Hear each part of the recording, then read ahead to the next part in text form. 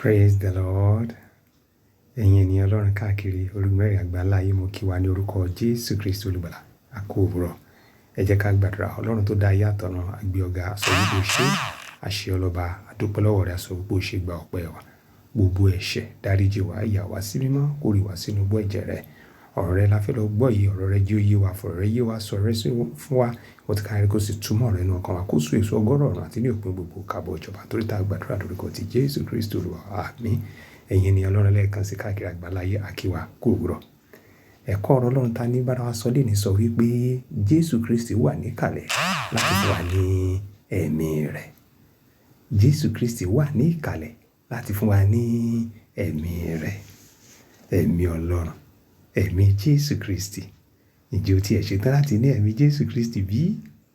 O kò lè sọ pé o kò wà nínú ayé lásán láì ní ẹ̀mí Jésù. O kò lè sọ pé o wà nínú ayé wípé kò sí òní nǹkan fẹ́ bá Olúwa ṣe, wípé ìwọ ò gba Ọlọ́run gbọ́, ò gba ẹnìkan kan gbọ́, ṣùgbọ́n ò ń ṣe dáradára, kò ṣeé ṣe. Gẹ́gẹ́ bí ènìyàn tá ti bí nínú ìdàpọ̀ ọkùnrin àti obìnrin tó bára nínú ayé yìí, o gbọ́dọ̀ gba ẹlẹ́dàá rẹ̀. Ìyẹn náà ni Ọlọ́run alààyè. Kó sì gbàgbọ́ nínú ọmọ bí kan ṣoṣo rẹ̀ tí í ṣe Jésù Kristi olùgbàlà gbọ́, kí o sì ní ẹ̀mí rẹ̀. Ẹ̀mí rẹ̀ yẹn láàárẹ̀ ẹ́ lọ́wọ́ láti lè gbé ìgbé ayé ìwà mímọ́, láti lè gbé ìgbé ayé Kristi. Kí náà ni ìgbé ayé Kristi?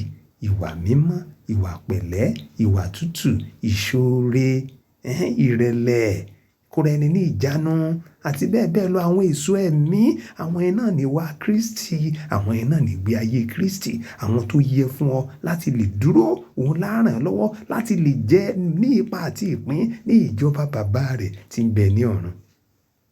Ẹ jẹ́ ká wo ìwé episteli Paul aposteli sí àwọn ará Róòmù orí ìkẹjọ ẹsẹ̀ kẹsàn-án 9b. Ó sọ fún wa pé ẹnikẹ́ni tí ò bá ní ẹ̀mí Kristi kò sí nínú ẹni tirẹ̀. Ṣé wàá máa gbénu ayé lásán láì ní ẹ̀mí mímọ́ wá sí pé rẹ̀ lọ́mọ Ọlọ́run? Àbí wọ́n ti sọ wípé àbí wo tiẹ̀ tí gba Jésù Kristi Olúwa gbọ́ bí? Tó ò bá ní Jésù Kristi, tó ò lẹ́mìí mímọ́ nínú, ò ì ṣe ti Ọlọ́run. Ó mì wípé o kò wáyé bẹ́ẹ̀. Mo gbàdúrà ò ní wáyé lásán. Kò sóhun tó lè wù kó dà nínú ayé tó ò bá ní ẹ̀mí Kristi tí í ṣe ẹ̀mí rẹ̀ nínú rẹ̀, kò nítumọ̀. Ẹ̀mí rẹ̀ náà ní òjò lè dúró níwájú tẹ́ ìdájọ́ lọ́jọ́ kẹ́yìn láti lè bá jọba. Ǹjẹ́ o ṣetán? Gba Jésù Kristi Olúwa gbọ́. Gba ẹ̀mí rẹ̀ láàyè nínú rẹ̀ tí í ṣe ẹ̀mí mímọ́.